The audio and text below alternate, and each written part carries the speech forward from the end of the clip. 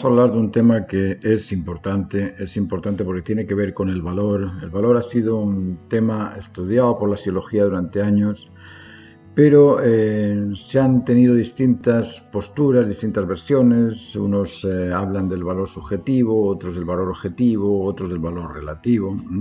Y en ocasiones mezclamos el valor con otras cosas. Mezclamos la apreciación con el valor, mezclamos el valor con el precio.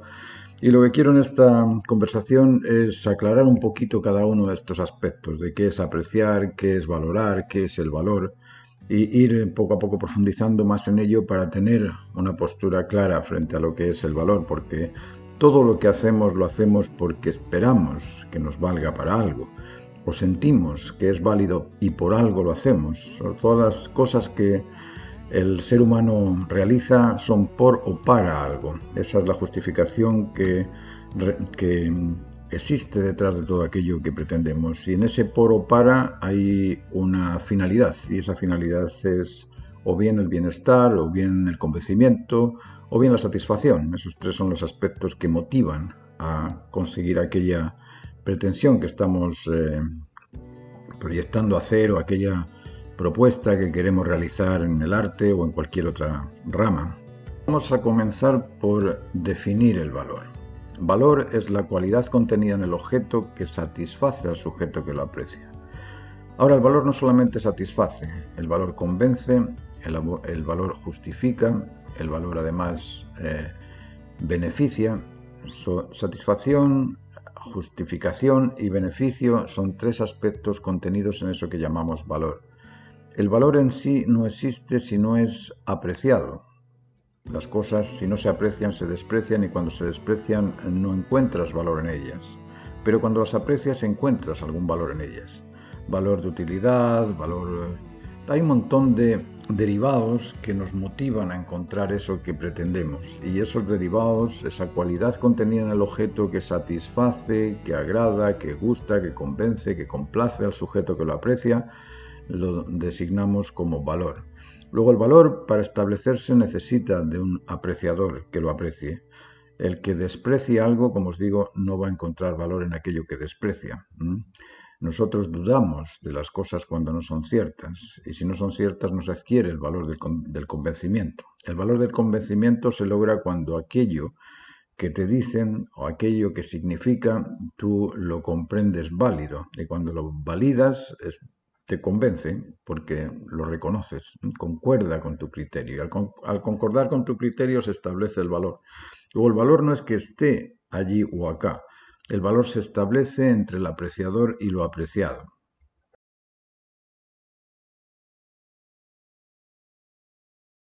Si hablamos de la belleza es lo mismo. La belleza es una fuerza emocional que el objeto devuelve al sujeto que lo aprecia.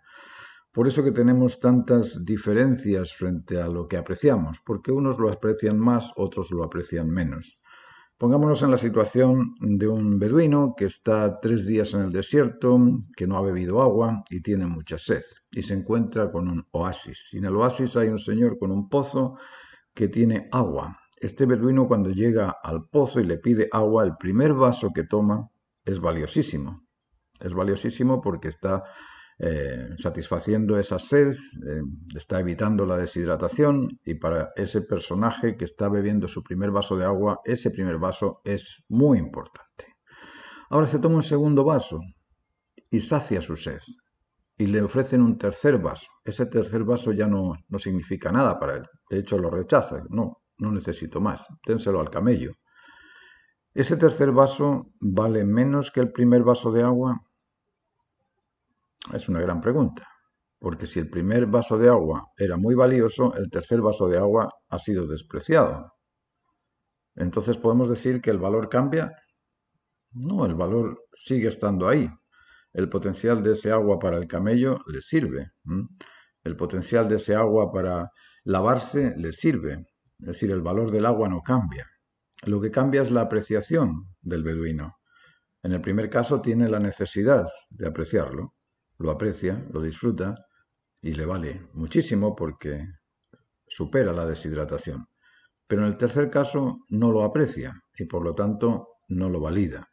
Luego, el valor no cambia, el valor siempre complace. El agua va a complacer a aquel que lo aprecie. Si no es a este señor, a este beduino, va a ser al camello o va a ser para limpiar o para lo que lo quiera utilizar. El valor existe ahí. Existe, pero necesita del apreciador para que se establezca. Lo tenemos que comprender eso, que el valor no es algo que está aquí o allá. A lo largo de la historia han existido personas que han defendido que el valor está en el apreciador, otras personas que han definido que el valor está solamente en el objeto, y unos desarrollaron un tema objetivista, otros un tema subjetivista, pero ni el subjetivista ni el objetivista han logrado darse cuenta de que el valor se establece. El valor no existe por sí solo, se establece. Podría decir que yo estoy enamorado de alguien, pero ese alguien no me retribuye, no me responde. ¿Existiría el amor en ese caso? No, el amor se establece cuando el otro me retribuye y los dos nos vinculamos. En el vínculo surge el amor, no en la necesidad, sino en el vínculo. Cuando esa necesidad existe satisfecha, esa satisfacción es un valor. Ahora, existen valores también en distinto grado, como hemos visto con el ejemplo del camello. Existe el valor de lo bueno, de lo precioso, de lo excelente, de lo admirable, de lo maravilloso, y son distintos grados por la intensidad de la necesidad del que aprecia. Lo que varía es la intensidad en la necesidad de apreciar las cosas. Eso varía.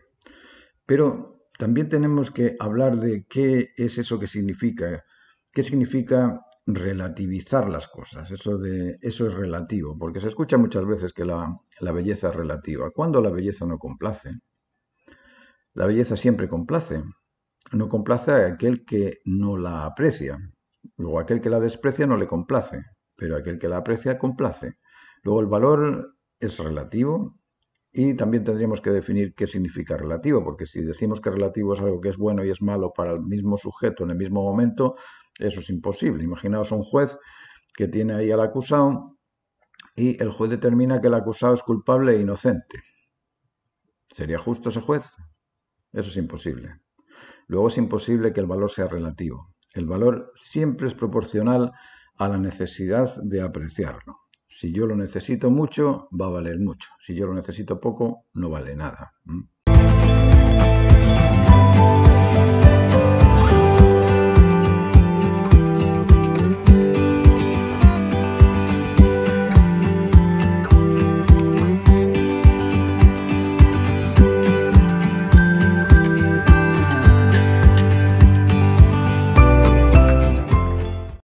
Ahora vamos a tratar de definir qué es apreciar. Apreciar es dar o recibir el valor de lo observado.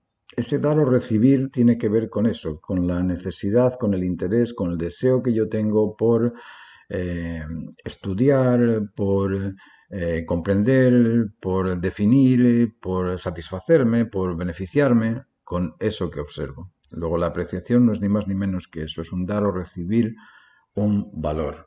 Ahora, el precio es otro cuento. El precio es un acomodo entre oferta y demanda. Si yo lo necesito, lógicamente, si lo necesito mucho, te voy a pagar mucho por ello. Si lo necesito poco, te voy a pagar poco por ello, pero eso es un acuerdo. Un acuerdo entre dos, entre la oferta y la demanda, entre la necesidad que yo tengo y el producto que me ofrecen. Si yo considero que el valor del producto supera el precio, lo compro. Ahora, si yo considero que el precio supera el valor, no lo compro. Eso también es muy claro. Si yo voy a comprar un kilo de papas y me dicen que el kilo de papas vale 1.000.000 de pesos, lógicamente no lo voy a comprar porque el valor de las papas es menor que el valor del precio. Ahora, si me dicen que el kilo de papas vale 500 pesos, lógicamente me compro un kilo porque el precio es inferior al valor de las papas. Eso es muy fácil de entender y es muy fácil de comprender cuando lo analizamos en profundidad. Ahora, es muy difícil cuando usamos solamente las palabras, porque las palabras a veces, cuando no tienen un significado certero o ajustado, lo que hacen es confundirnos.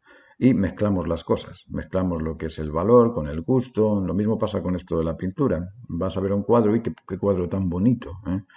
¿Cuánto vale este cuadro? Bueno, una cosa es el precio del cuadro y otra cosa es el gusto por el cuadro.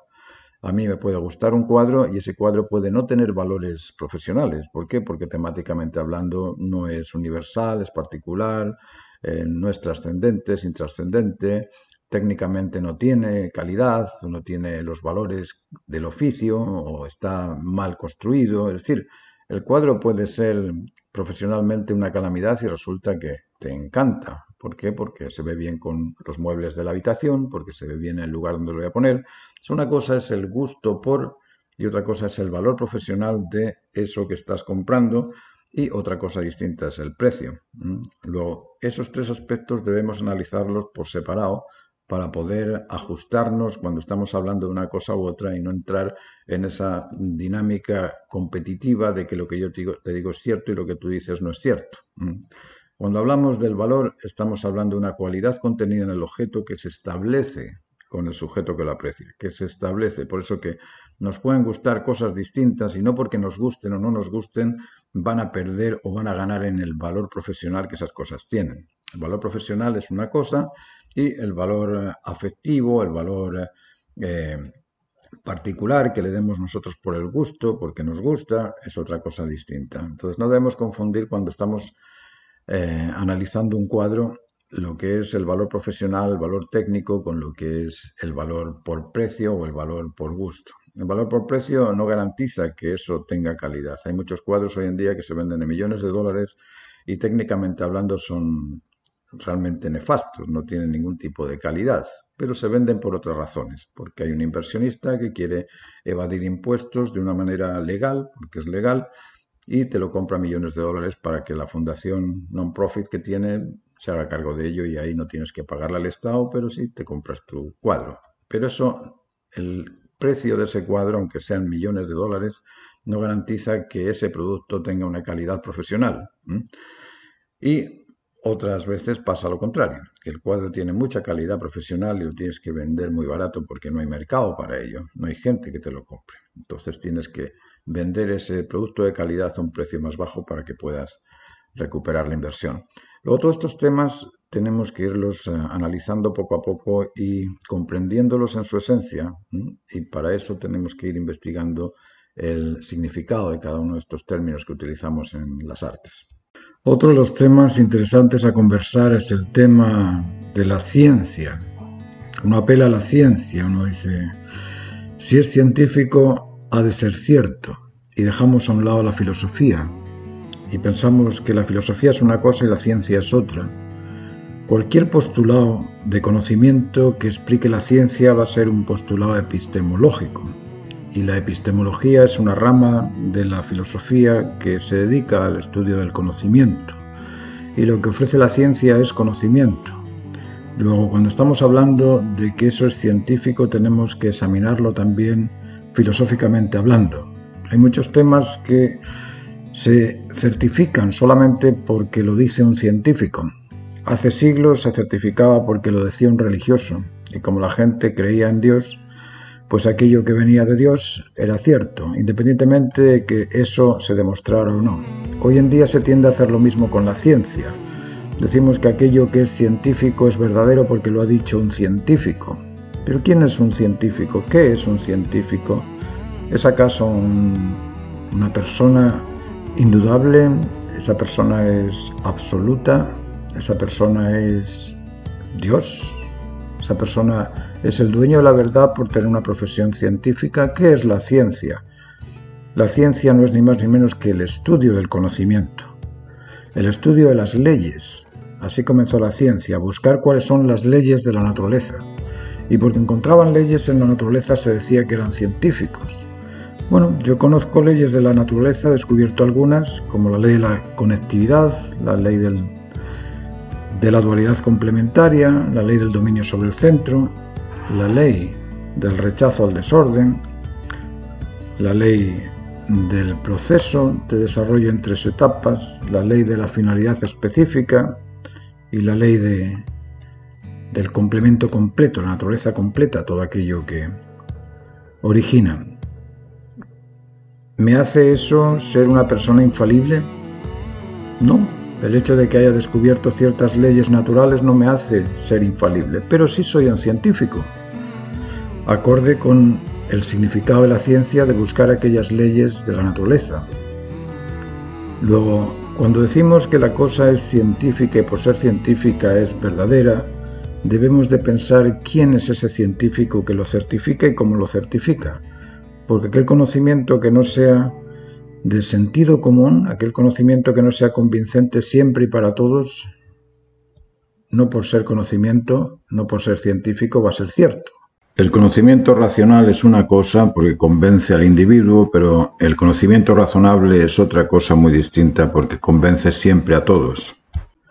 Luego tenemos que tener en cuenta que la axiología, la epistemología, la filosofía son los fundamentos esenciales del conocimiento. Nosotros cuando hablamos de los valores estamos haciendo un postulado axiológico. Cuando estamos hablando de la totalidad de la creación estamos haciendo un postulado ontológico. Y cuando estamos hablando de verdades en conocimiento, estamos hablando de un postulado epistemológico. O sea, en todo caso, la ciencia necesita de la filosofía para poderse expresar. Filosofía, ciencia y creatividad van de la mano, son indivorciables. Es imposible hablar de una sin considerar a la otra. Cada vez que estamos hablando de un hecho, ese hecho está. Y porque está ha sido creado. Pero ese hecho es por o para, y se debe a alguna razón también. Y esa razón ha sido previamente necesaria. Luego tenemos la emoción, el intelecto y la voluntad en lo que llamamos, en su extensión, llamamos filosofía, ciencia o producción. Si ponemos dos papas y al lado otras dos papas y las observamos, eso no basta para nada, no basta para conocer. Para conocer necesitamos del conocimiento, por un lado del lenguaje, saber que eso se llaman papas, y por otro lado la aritmética que nos dice que 2 papas más 2 papas son 4 papas. Pero el 4 no existe en la mesa solamente hay 2 objetos. 2 papas, y al lado hay otros 2 objetos, 2 papas. La ciencia no puede demostrar que hay 4 papas ahí, a no ser que postule un conocimiento epistemológico, porque el conocimiento supuestamente pertenece a la rama de la epistemología. Por mucho que se esfuerce un científico, al ver esas 4 patatas encima de la mesa, va a ver solamente 4 patatas, y si no hace uso del lenguaje y del conocimiento no va a poder determinar nunca que esos son patatas y que esos son 4. Para determinar que son patatas necesita de la filosofía. Para determinar que son 4 necesita de la aritmética. Es decir, no solamente la ciencia, por ser ciencia, demuestra la existencia de las razones de las cosas. Para poderlas demostrar de una forma objetiva deberíamos de quitar de ahí al científico y al filósofo y dejar las papas solas y ver qué es lo que nos dicen esas patatas. Pero resulta que las patatas no hablan, no tienen lenguaje. Entonces, cuando hacemos uso del lenguaje, estamos haciendo uso del conocimiento también. Y al hacer uso del conocimiento estamos haciendo filosofía. La filosofía es el estudio de la verdad, de la sabiduría, del conocimiento, de la certeza. Y la ciencia es ese estudio de las leyes que son realmente razonables. Luego, el científico, para poder demostrar que ahí existen 4 patatas o 4 papas, como queráis llamarlas, va a tener que hacer uso de la filosofía.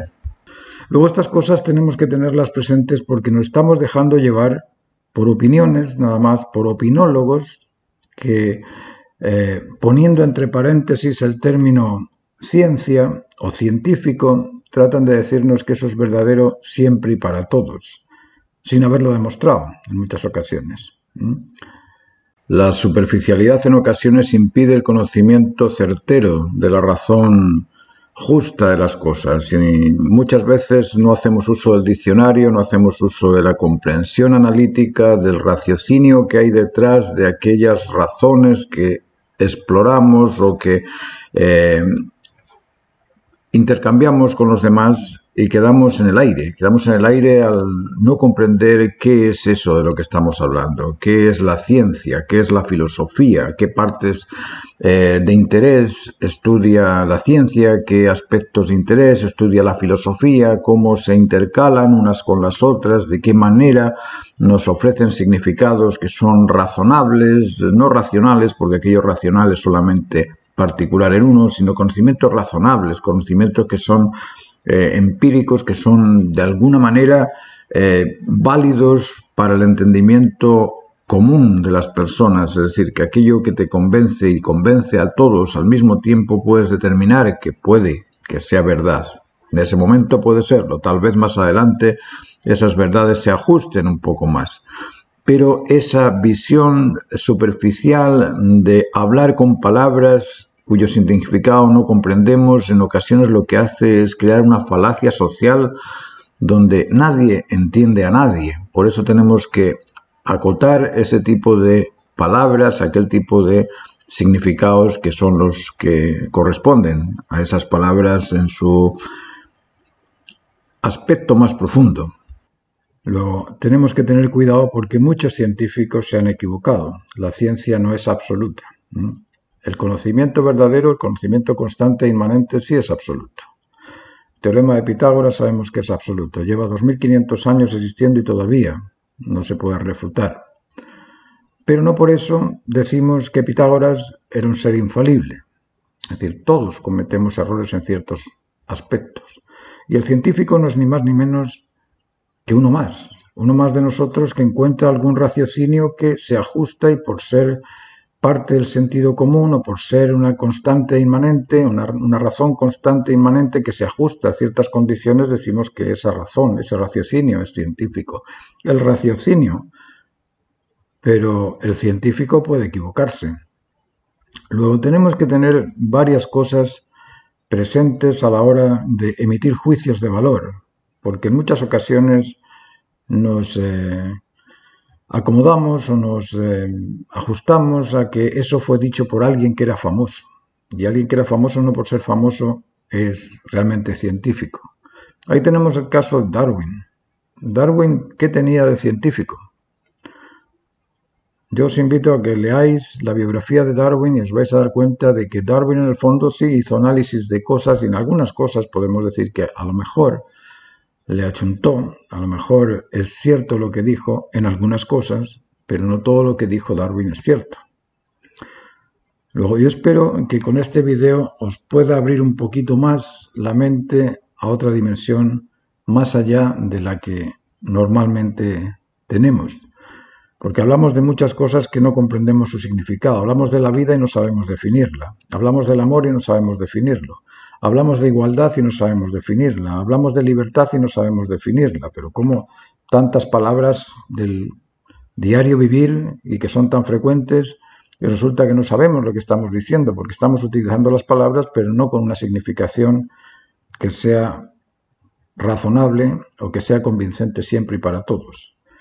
Luego yo os invito a poder buscar esos conocimientos, a que cuando utilicéis palabras que son realmente influyentes, ojalá que esas palabras tengan una significación compartida y una significación que sea constante e inmanente.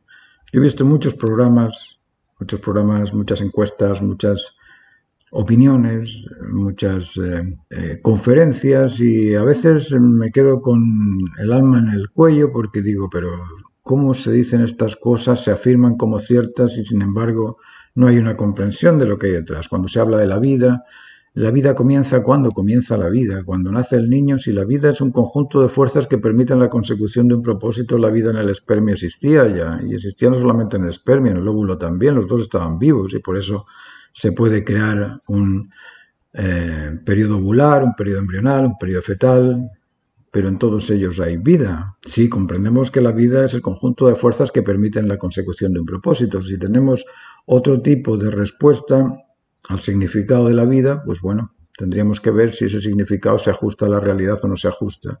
Con la pintura pasa lo mismo, que esto es mejor que lo otro, que aquello es peor que esto me gusta, que esto es relativo, que esto es subjetivo, que esto es... ¿Por qué tanto tema cuando en la pintura hay siempre un por y un para, y el por y el para es el que justifica la existencia de esa pintura, y esa pintura lógicamente va a agradar a aquel que la aprecia y va a desagradar a aquel que la desprecia, y no ha variado el valor de la pintura. Esto es como el polvo de esta habitación. El polvo de esta habitación hay una persona que va y lo limpia todos los días y lo tira a la calle porque no le sirve. Pero resulta que tuvimos aquí un físico nuclear y cuando miraba el polvo decía, ¡wow! Átomos. ¿Qué cantidad de átomos hay acá? Y uno dice, ¿pero cómo? Sí, para mí es importante el átomo, pero para la persona que hace la limpieza no es importante el polvo, lo tira a la calle. Pero estaban hablando de la misma realidad. Átomos. Es decir, si tenemos una comprensión mucho más profunda de las cosas, podemos afirmar de una manera mucho más rotunda. Pero si no tenemos esa comprensión, estamos siempre sintiéndonos inseguros, sintiéndonos insuficientes y sintiéndonos que no somos parte de... Y a veces eso obliga también a salir con un planteamiento arrogante solamente por no quedar atrás. Y en esos casos lo que hacemos es invadir al otro que puede tener una razón más profunda. Luego tenemos que tener mucho cuidado con los significados.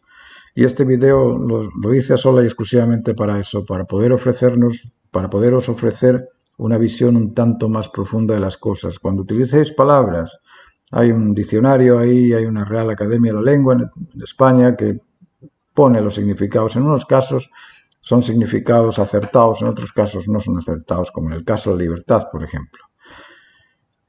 La libertad es la capacidad de optar por lo que es válido siempre y para todos, porque de esa forma no perjudicas nunca a nadie y nadie te va a perseguir, nadie te va a reclamar, nadie te va a acusar, nadie te va a rechazar por lo que dices, porque es válido siempre y para todos y le va a valer a esa persona que lo escucha.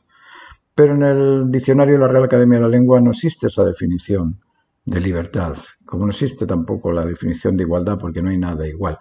Todo ha sido creado con una pretensión específica y esa pretensión específica hace que aquello creado sea único. No hay dos pelos en mi cabeza iguales, no hay dos ojos como los míos, no hay dos huellas dactilares como las mías, no hay nadie que camine como yo, no hay nadie que sea exactamente igual que yo. Entonces, ¿dónde está la igualdad? ¿A qué le llamamos igualdad?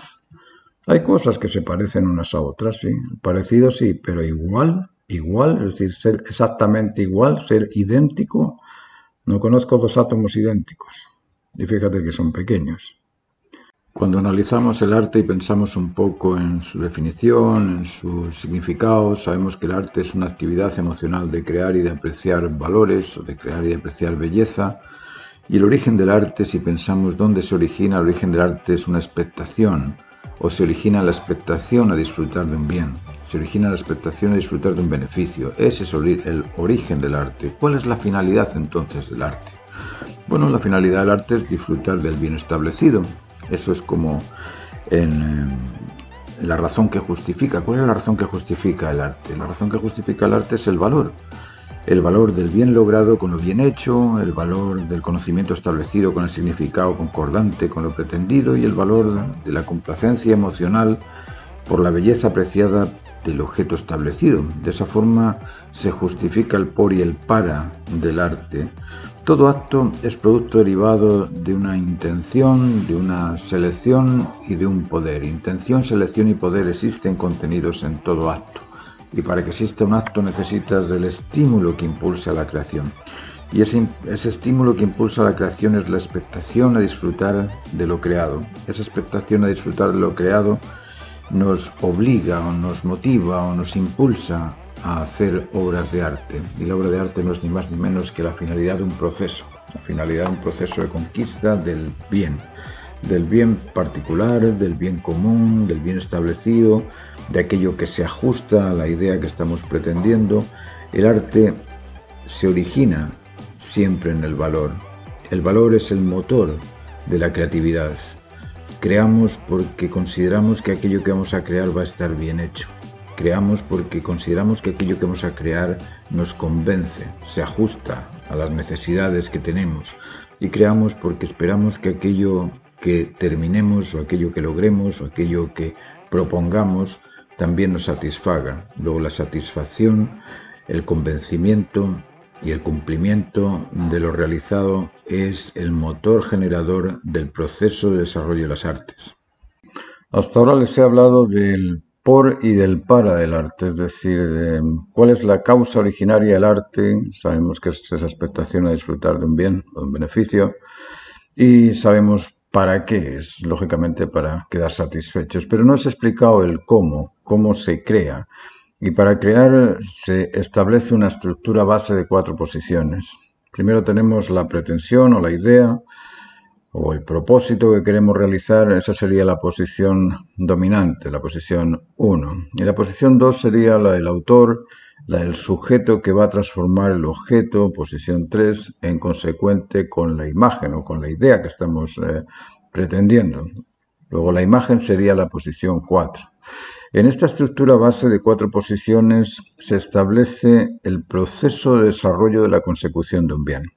Ese proceso de desarrollo de la consecución de un bien se inicia en la expectación, se inicia justo en el momento en el que se estimula la voluntad para crear, y ese estímulo es siempre producido por el bien que voy a lograr.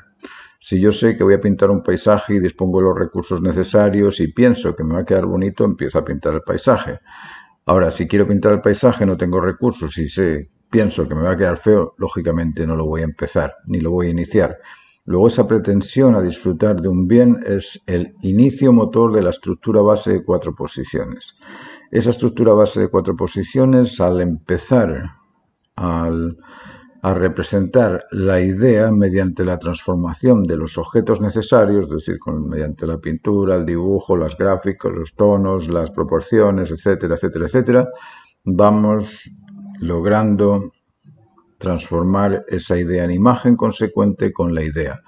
Cuando la imagen es consecuente con la idea, es decir, concorda, y al concordar nos produce el convencimiento de que es eso lo que queríamos realizar, nos satisface porque nos produce un estímulo de complacencia y además nos beneficia, decimos, bueno, este es el dibujo que he realizado y nos sentimos autores de la creación.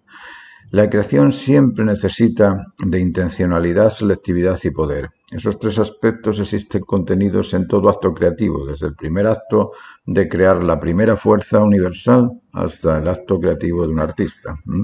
En todos estos actos creativos interviene intencionalidad, selección o selectividad y poder. Cuando hablo de intencionalidad, hablo de ese aspecto motivante que te inicia la creación de cualquier cosa. Ese aspecto motivante que te inicia el proceso de desarrollo, la consecución de lo que esperas que te beneficie, ese aspecto ya es intencional. Después necesitas del aspecto selectivo, de qué es lo que voy a hacer para lo que voy a hacer. Si voy a hacer una casa, lógicamente necesito maderas o ladrillos o piedras o algo que me sirva. Esos son los objetos necesarios para transformar esa idea en imagen consecuente. Si voy a pintar un cuadro, lo mismo, necesito de pinturas, lapiceros, materiales, soportes, etcétera, etcétera. Luego, por un lado está la intencionalidad, por otro lado está la selectividad de qué argumentos tengo que utilizar para conseguir el bien que estoy esperando y por otro lado también el poder realizarlos. Necesitamos de esa fuerza de voluntad, de esa firmeza, de esa caracterización, de voluntariedad para poder terminar aquello que se inicia y esos aspectos estructuran o forman una estructura base de 4 posiciones que es, digamos, que es así como por decirlo de una manera entendible, es como el puente entre la idea y la imagen. Ese puente que sostiene a los dos, a la idea y a la imagen en sus extremos, es el que nos permite ir de un extremo al otro. Podemos ir de la idea a la imagen o de la imagen a la idea a la hora de crear.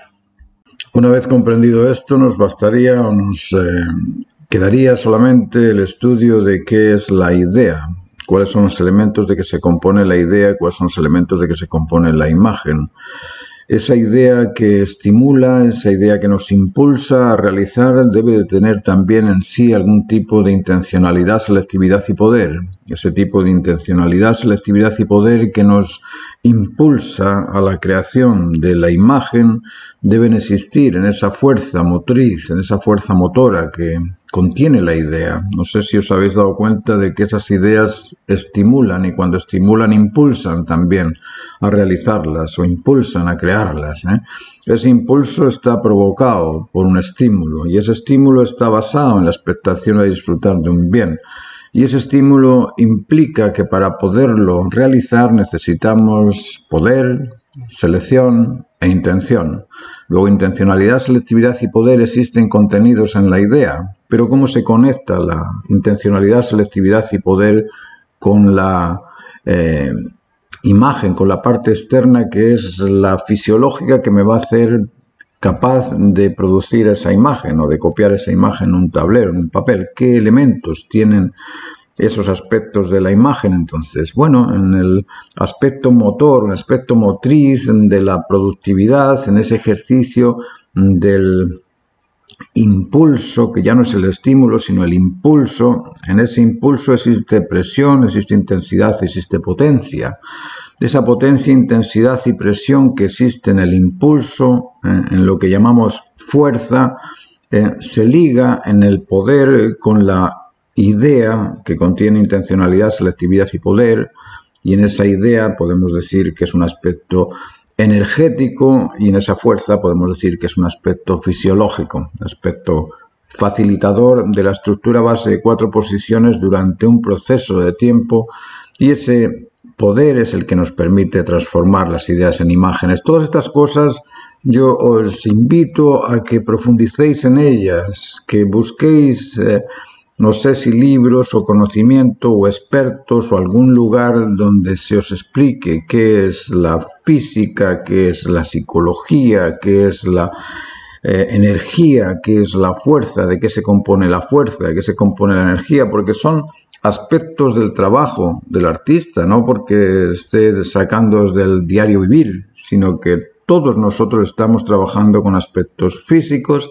aspectos químicos también, porque los pigmentos son elementos químicos, los aceites son sustancias químicas también, y tenemos que comprender todo esto que nos rodea en nuestro diario quehacer. Continuando con el tema del valor, me quiero referir a los valores en el arte, porque hay muchas personas que tratan de validar las cosas que comentan simplemente por el gusto particular de cada uno. En el arte existen valores objetivos y valores subjetivos. Los valores objetivos en el arte son el valor temático, el compositivo, el gráfico, el tonal, el cromático y el valor técnico, valor por oficio. Todos estos 6 valores tienen ciertas medidas que podemos ir comparando. El valor temático, por ejemplo, cuando el tema es de caracterización importante, es decir, cuando es un tema universal, un tema trascendente, un tema iconográfico, lógicamente ese tema universal garantiza el atractivo de la mayoría de las personas. Siempre va a ser más importante o más atractivo o más interesante aquel tema de caracterizaciones universales que aquel tema de caracterizaciones particulares, personales, independientemente de que esas caracterizaciones personales estén muy bien hechas, porque el cuadro puede tener un valor técnico y no tener un valor temático. Luego el valor temático se mide de esa forma, comparando si ese tema es de caracterización trascendente, universal, interesante para todos durante toda la existencia humana, o si es un tema simplemente particular que interesa solamente al autor. Después tenemos el valor compositivo, y en la composición lógicamente se busca la estabilidad, la compensación de masas para que estén en equilibrio, y uno puede hacer unas composiciones áureas o composiciones simétricas o composiciones que estabilicen ese equilibrio dentro de la composición, pero además de eso está la composición de la escena, la composición de la idea, la composición de aquello que yo quiero representar. Y cuando en esa escena tenemos un centro focal y una periferia complementaria, o cuando tenemos un protagonista y actores secundarios, lógicamente ese tipo de imagen adquiere un valor por sobre aquello que sea simplemente descriptivo de una imagen. A nivel gráfico, lógicamente aquel cuadro que tenga más variedad de trazos, trazos firmes, trazos precisos, trazos diestros, ese tipo de grafismo que nosotros estamos realizando en el cuadro o en el dibujo, si lo enriquecemos con gráficos duros, gráficos blandos, gráficos gruesos que den textura, y existe una variedad de trazos, en esos trazos que muestren la destreza del dominio sobre ellos, va a tener más valor el cuadro que en aquellos trazos que son cuidadosos y que son algo que cualquiera puede realizar. El trazo que es proporcional, que es también enriquecido por la variedad de texturas o de trazos que podamos hacer, va a tener un interés superior a aquel dibujo que se ha hecho con muchísimo cuidado. ¿Por qué? Porque el dibujo preciso que se hace con cuidado lo puede hacer cualquiera. Un cartelista de cine puede hacer un retrato casi perfecto en cuanto al parecido, pero no en cuanto a la plasticidad.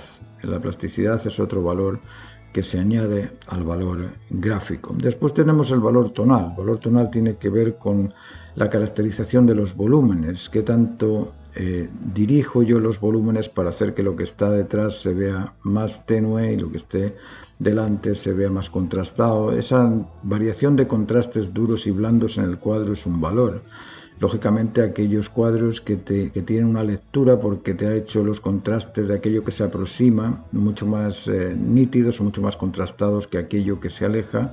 En ese dibujo o en esa pintura vas a captar la intención del autor, mientras que en aquellos que te dibujan exactamente igual lo que está arriba que lo que está abajo, que lo que está a la izquierda, que lo que está a la derecha, vas a ver que la persona está copiando lo que ve, pero de una forma naif, de una forma ingenua, no de una forma creativa.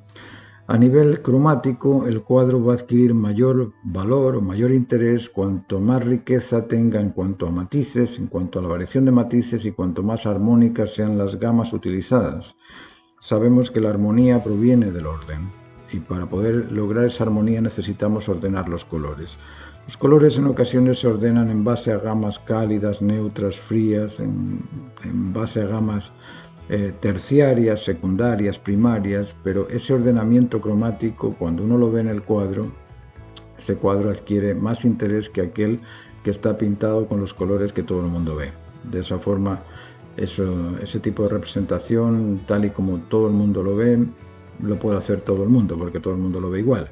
Pero lo que no puede hacer todo el mundo es interpretar mediante matices una gama cromática ordenada que te dé la sensación de realidad, sin ser precisamente pintada esa realidad. Ahí se ve al creativo, se ve al artista.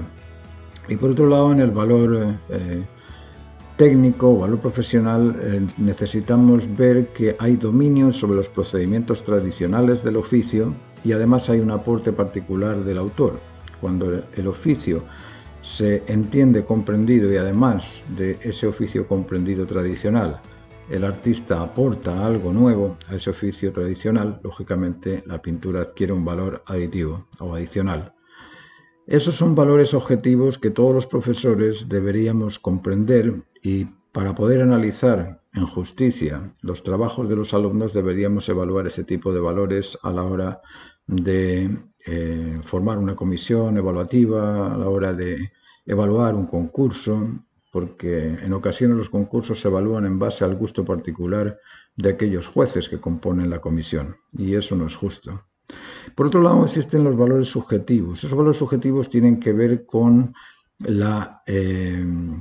aspectos que son también subjetivos, como por ejemplo el estilo del pintor. Bueno, el estilo sí le da valor a la obra también, pero el estilo es algo particular, es algo que distingue a uno del otro.